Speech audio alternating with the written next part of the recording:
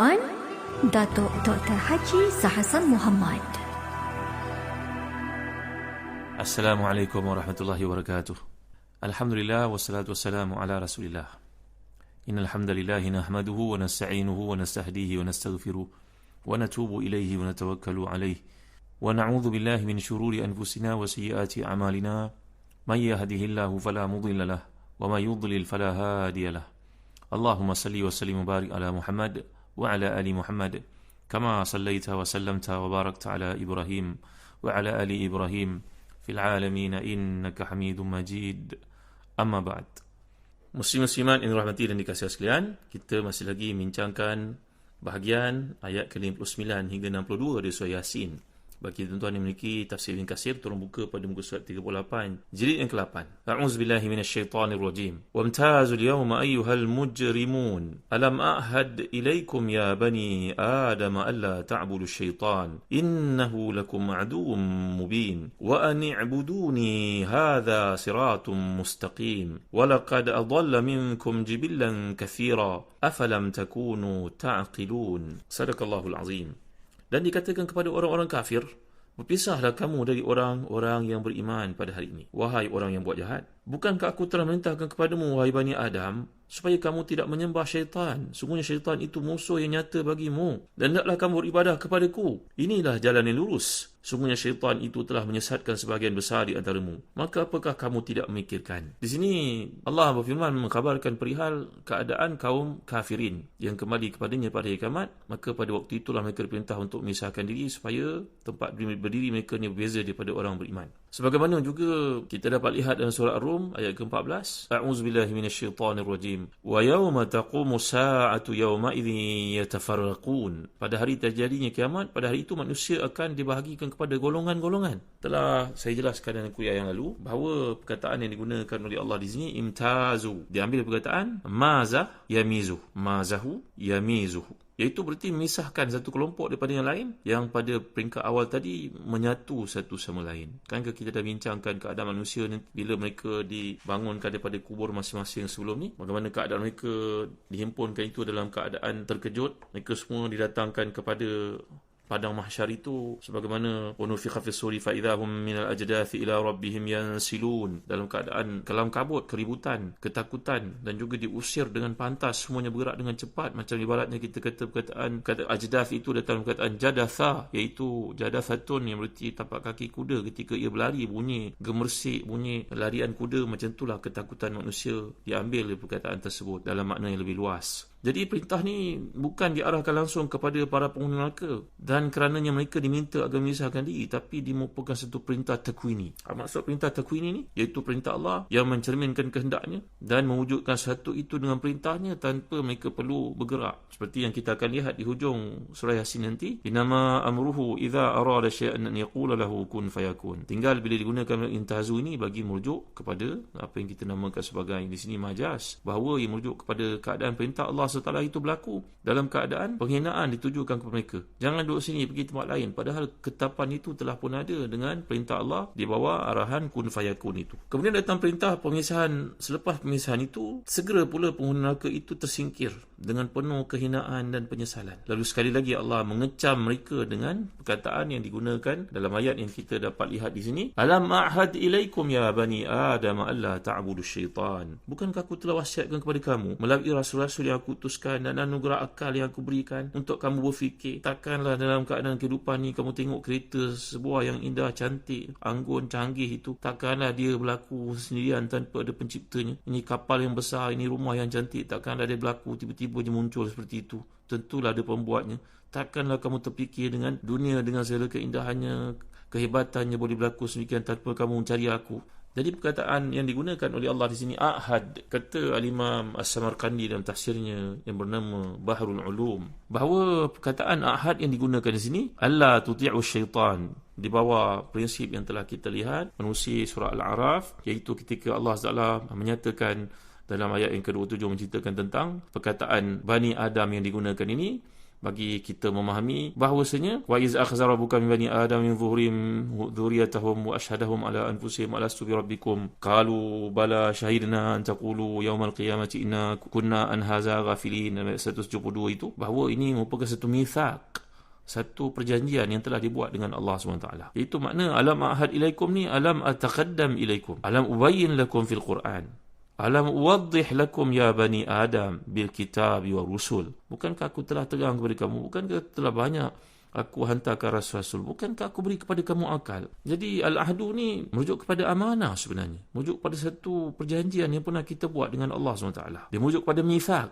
Dia merujuk pada zaman yang terdahulu yang pernah kita berada di alam roh dulu dan kita telah buat perjanjian itu, kata Al-Imam As-Samarqandi dalam tafsirnya Bahrul Ulum. Bahawa perjanjian antara aku dengan kamu, Allah tuti'u syaitan, jangan kamu taat kepada syaitan. Di dunia ini carilah jalan untuk bertemu dengan aku, mengikut cara ibadah yang aku tetapkan. Dan aku telah jelaskan kepada kamu, bentuk pemusuhan syaitan itu telah janji akan menyesatkan kamu. Perjanjian syaitan bahawa dia tidak akan berhenti menyesatkan kamu. Dan kamu tahu perkara ini bukan? Jadi menunjukkan kepada kita, tuan-tuan yang rahmati dan dikasihi, jelasnya pemusuhan syaitan kepada manusia ni dapat disedari oleh sesiapa pun yang merhatikan kesan buruk daripada rayuan dan juga bisikannya. Semua yang larang Allah itu dilakukan oleh manusia. Di sana kita akan menemui peranan syaitan. Semua yang larang dilakukan ternyata membawa kesan buruk kepada manusia. Jadi di sini ayat ni menggunakan bentuk tunggal untuk menunjuk kepada Allah SWT, iaitu ahad. Kemudian datang perkataan wa ani'buduni, beribadahlah kepada aku. Ahad ini perintah daripada Allah. Wa'buduni, beribadah kepada aku sahaja.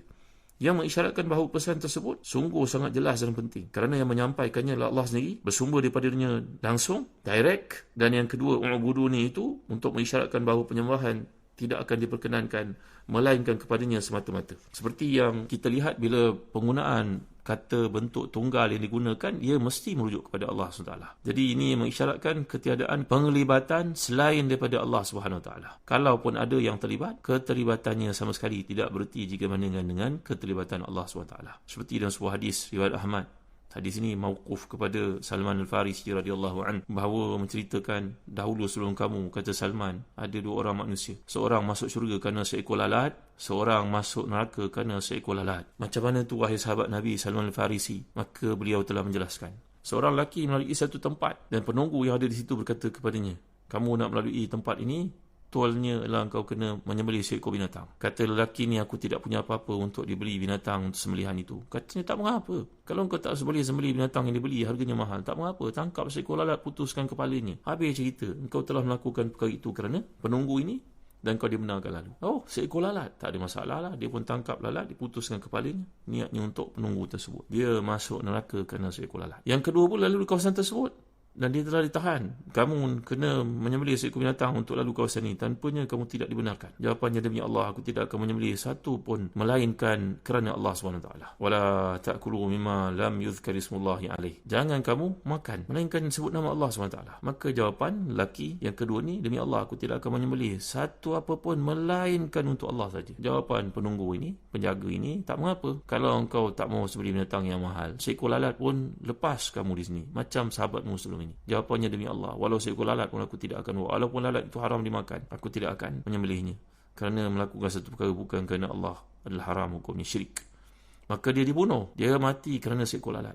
Tempatnya syurga banding yang pertama, mati masuk neraka walaupun seekor lalat. Maka ini dia, tuan-tuan, ini yang digunakan oleh Allah SWT dalam konteks perkataan wa ani'buduni hadza siratum mustaqim, dan hendaklah kamu beribadah sepenuh hati kepada aku sahaja, itulah dia jalan lurus. Perkataan sirat ini kita dapat lihat dalam Al-Quran digunakan beberapa kali, bahawa perkataan as-sirat datang dari perkataan sad ra ta, asalnya dari perkataan sin ra ta. Jadi perkataan sirat ni kita dapat menemui dalam Al-Quran sebanyak 45 kali, semuanya dalam bentuk tunggal, mufrad. 32 kali di antaranya dirangkaikan dengan perkataan mustaqim, yang lain disebut siratus sawi, sawa as-sirat, dan juga digunakan sebagai al-jahim.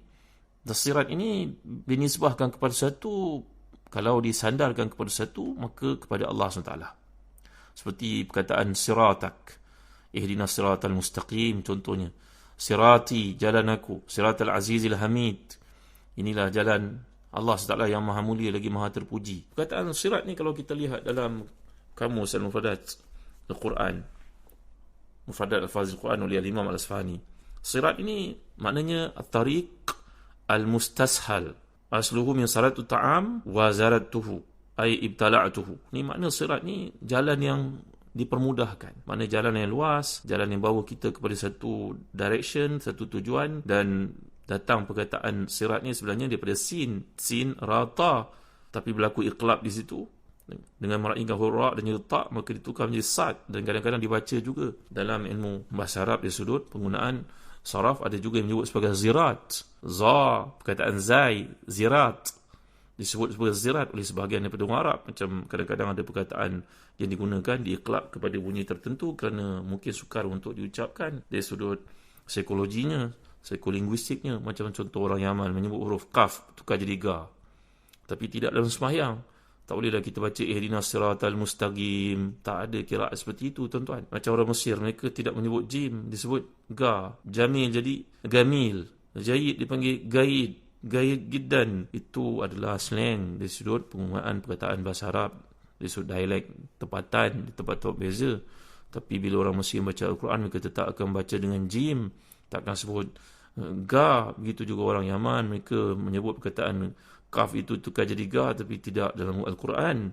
Begitu juga perkataan sirat, dibaca juga dengan zirat, iaitu zai. Jadi perkataan sirat ni menunjuk kepada jalan yang dipermudahkan, jalan yang senang untuk kita nampak, jalan yang tidak ada pertarungan untuk kita pergi ke situ, kerana ia membawa kita kepada satu arah tuju yang jelas. Dan di sinilah berkata para ulama tasawuf bahawa jalan ke akhirat ini jalan luas, tidak ada masa untuk kita berdengkian satu sama lain. Berbeza daripada jalan ke dunia ini sifatnya menimbulkan cemburu di antara kita satu sama lain. Itu sebab kita dapat lihat perbezaan penggunaan perkataan sirat dengan sabil. Sabil yang juga diterjemahkan sebagai jalan. Orang kata Ibnu Sabil contohnya. Kalau kita pergi ke negara Arab, contohnya ke Mekah, kita dengar perkataan sabil. Maknanya Ibnu Sabil itu. Ataupun mereka yang berada dalam keadaan kesusahan, maka diberi makan. Ibaratnya begitulah maksud mereka. Jadi sabil ni juga merujuk, digunakan dalam Al-Quran dalam bentuk jamak. Contohnya subulus salam. Ini perbezaan antara sabil dengan sirat. Sirat tak pernah digunakan dalam bentuk jamak dalam Al-Quran. Sabil digunakan dalam bentuk jamak dalam Al-Quran. Kita dapat lihat contohnya subulas salam yang Allah gunakan, jalan-jalan kedamaian. Jadi orang yang berjuang di jalan Allah dipanggil sabilillah. Orang yang bertakwa dianggap sebagai dalam sabilil muttaqin. Ada juga dipanggil sabilit tagut, dipanggil juga sabilul mujrimin. Maknanya sabil ni digunakan dalam konteks perkara yang positif, perkara yang baik dan perkara yang buruk. Sedangkan penggunaan sirat ini selalunya merujuk kepada satu bersifat yang benar dan juga yang bersifat dengan hak. Berbeza daripada sabil yang kadang-kala mungkin bermakna kebaikan dan mungkin juga membawa kepada jalan-jalan orang yang derhaka. Sebagai contohnya kita dapat lihat dalam surah Al-Ma'idah ayat yang ke-16. Firman Allah Subhanahu wa taala, A'udzubillahi minasyaitonirrajim. Yahdi bihillahu man ittaba'a ridwanahu subulas salam wa yukhrijuhum minadh-dhulumati ilan nuri bi'idhnihi wa yahdihim ila siratin mustaqim. Terjemahannya, dengan kitab Allah itulah membimbing orang yang mengikut keridhaannya ke jalan-jalan kedamaian. Dan dengan Al-Quran itu juga Allah mengeluarkan orang-orang dari kegelapan kepada cahaya yang terang benderang dengan seizinnya. Dan membimbing mereka menuju kepada as-sirat al-mustaqim, iaitu jalan yang lurus. Jadi sirat ini bagaikan jalan tol, highway yang besar tu. Bila anda dah masuk ke jalan tol ni, anda insya-Allah tak akan tersesat lagi. Ikutlah signboard tu. Pergilah ke mana tujuan yang nak kita target itu.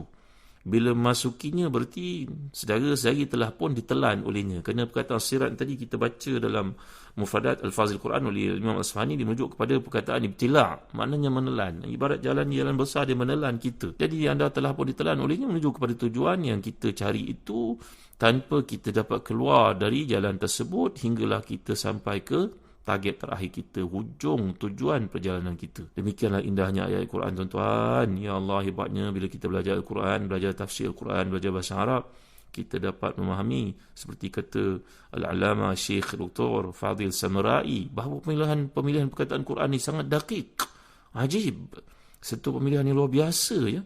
Kerana kalau kita faham setakat itulah ilmu kita. Kita dah memahami lebih lanjut, maka kita menambah iman kepada Allah SWT. Mudah-mudahan Allah beri hidayah kepada kita untuk memahami apa yang dimaksudkan sebaik mungkin, supaya semakin subur iman kita kepadanya. InsyaAllah kita akan lanjutkan lagi perkataan makna sirat ini dan penggunaan konteks ayat ini. Wallahu a'lam. Sallallahu ala sayyidina Muhammad وعلى آله وصحبه وبارك وسلم والحمد لله رب العالمين وبارك الله فيكم والسلام عليكم ورحمة الله وبركاته.